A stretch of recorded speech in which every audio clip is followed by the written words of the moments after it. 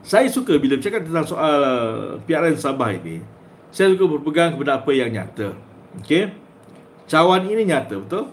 So kita boleh pegang, kita boleh lihat, kita boleh rasa ini cawan. Okey. Tapi kalau dia kata ini cawan, nampak? Tak nampak. Boleh rasa? Tak boleh rasa. So macam mana nak buktikan ini adalah cawan? Ini adalah cerita-cerita daripada Perikatan Nasional. Mereka hanya bercakap tapi tidak ada benda yang dibuktikan. Mereka hanya bercerita tapi tidak ada benda yang dah dirasai. Mereka hanya membawa cerita-cerita retorik, cerita-cerita besar, cerita-cerita gah. Tapi adakah kita nampak?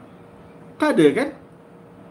Dan itu adalah satu pembohongan yang besar, hanya sekadar untuk menunggang orang-orang Sabah, hanya sekadar untuk mempermainkan orang-orang Sabah, hanya sekadar untuk dia ada kuasa. Kenapa ada kuasa? Tapi bila mereka ada kuasa, mereka tak mampu nak tunjukkan kepada tuan-tuan rakyat Sabah ini cawan.